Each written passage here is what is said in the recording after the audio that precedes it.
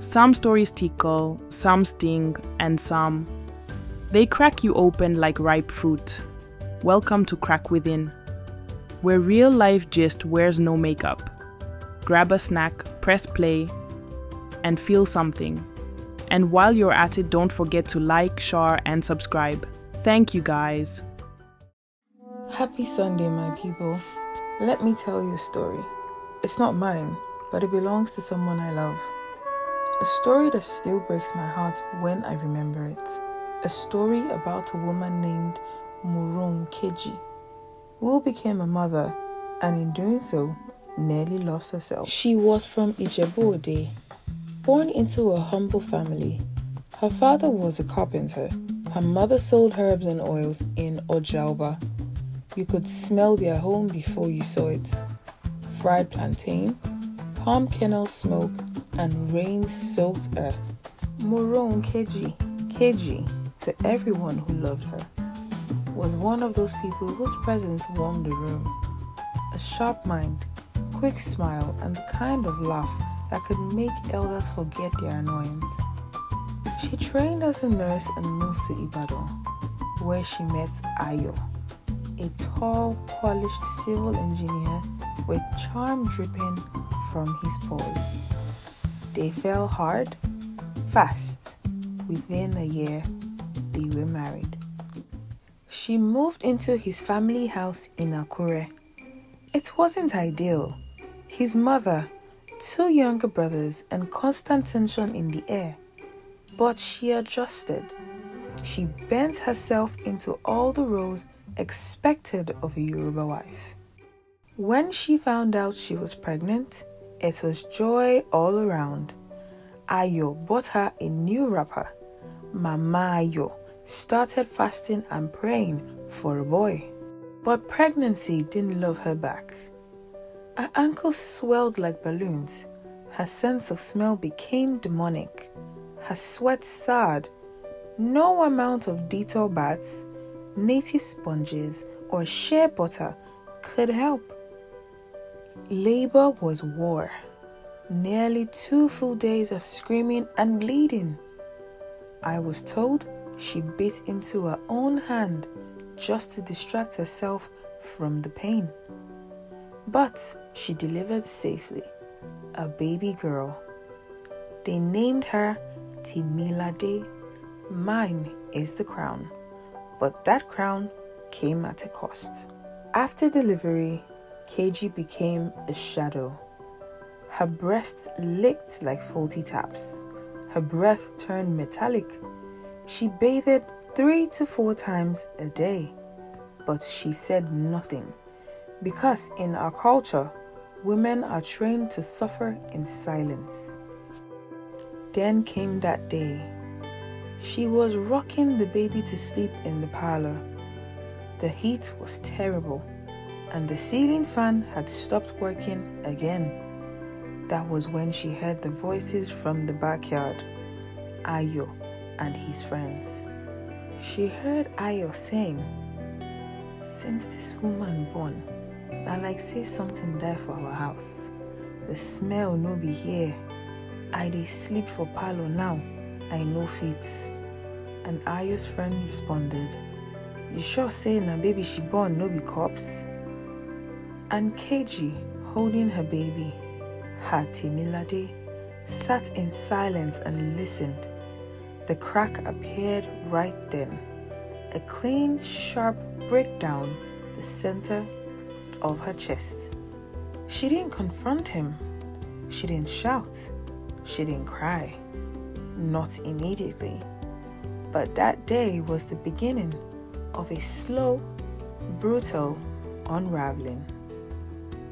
Some people imagine heartbreak like thunder, loud, messy, dramatic, screaming matches, slammed doors, rainstorms with people running after each other in the streets.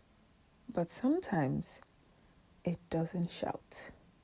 It just licks quietly, like a basket that can no longer hold water. One moment you think you're full, and the next, you're empty. and you don't even know when it happened. That was what happened to Morounkeji. After that day in the parlor, the laughter, the insult, the betrayal, something inside her shifted. It didn't break all at once. No, it withered slowly. She stopped speaking unless someone asked her a direct question. She stopped smiling. She stopped entering their shared bedroom unless she needed something from the wardrobe. She became like furniture in the house. Present, useful, unseen, an observer in the story of her own life. The only spark left in her eyes appeared when she held Temilade. That baby was an anchor in a stormy sea. At night, she'd cradle her close and sing those old Yoruba lullabies, the ones her mother used to sing. She whispered stories of Queen Moremi, stories about women who carried nations, who stood tall, who bled but never broke. But deep down, she wasn't telling Temi those stories. She was telling herself, trying to remember that she too came from strong women.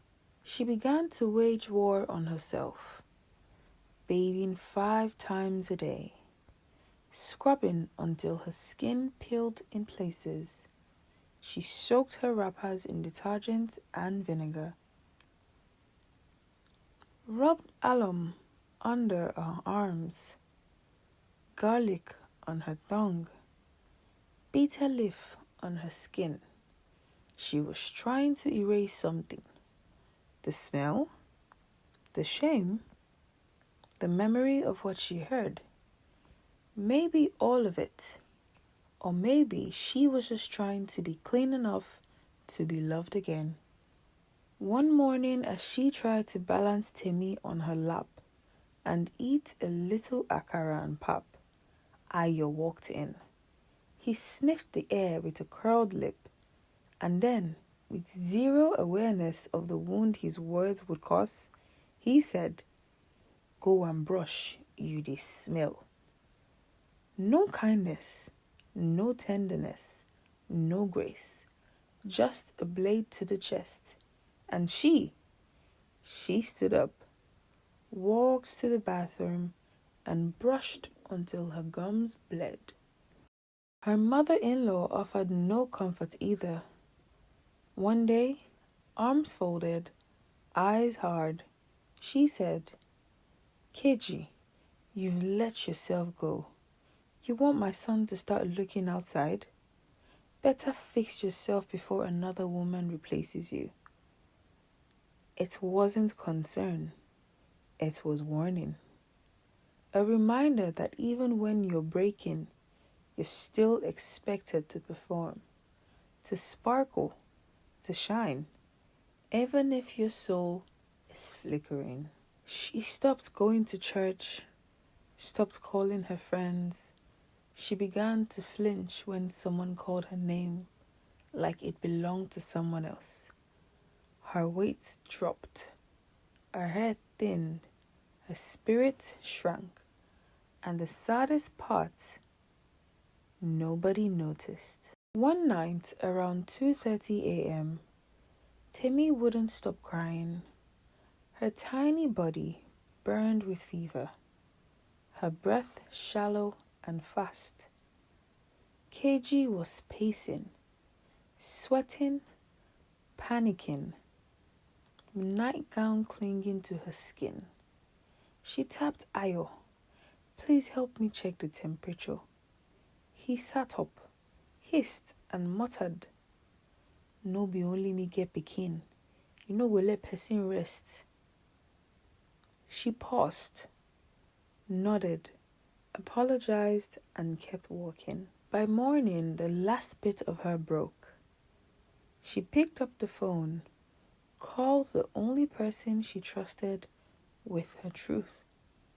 Our aunt, Mama Ronke.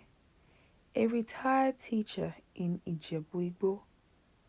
She told her everything: the smell, the bleeding, the silence, the shame, the insults, the way she felt like she was dying, but still breathing. There was a pause, then a breath, and the words, "Pack your things, come home, bring the baby, come where love still lives." That night, KG didn't argue. She didn't second guess.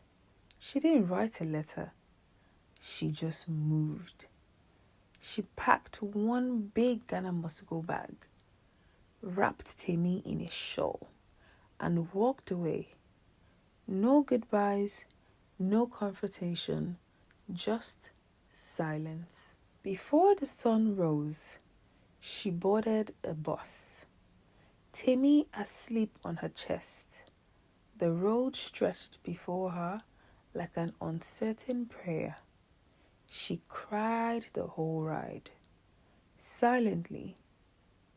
The windows fogged with morning mist and morning. Mama Ronke's house was small, but it held more love than KG had felt in years.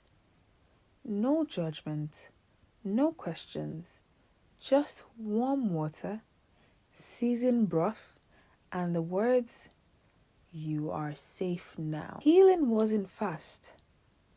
It was slow, messy, sacred. Mama Ronke bathed her in steaming herbal water, fed her eforiro, rich with ginger and love, rubbed balm into her aching back, held space for her silence. And every night before they slept, Mama Ronke whispered, "You are not dirty. You are divine. You carried life. Your body is not shame. It is strength." And for the first time in months, KG started to believe it might be true. There's a moment in every storm when the clouds begin to part, just enough for light to come through. For Morounkeji, that light came slowly, but it came. Mama Ronke didn't ask for explanations. She only said, "Rest first. Your voice will return." And it did. One morning, KG woke up and didn't feel that familiar weight on her chest. She looked in the mirror, not to find what was wrong, but to simply see herself. And she smiled. She joined a support group, women like her, scarred but strong. They shared herbs, lullabies, laughter, and stories. Not loud, but true. She volunteered at the local clinic, holding hands during birth, and always whispering to new mothers, "You are not dirty. You are powerful. And you are divine." One day, Aya's mother called and said to Mama Ronke, "Tell KG to come back and stop disgracing the family." Mama Ronke responded, "Maybe the disgrace started when your son opened his mouth." Finally, Morounkeji got a job. She moved into her own space, although the walls were thin, but they were hers. Every night she cooked, Temi played, and peace lingered.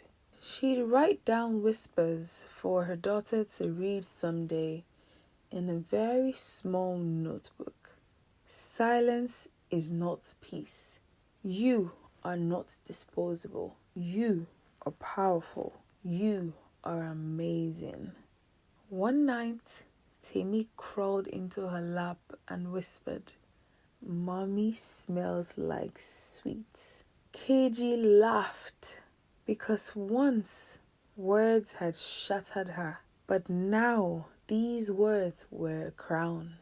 So yes, this is not my story, but it's true. Morounkeji's story reminds us that sometimes walking away is survival. She did not break, rather, she rose. And in rising, she became whole again. Thank you guys for watching, and don't forget to like, share, and subscribe.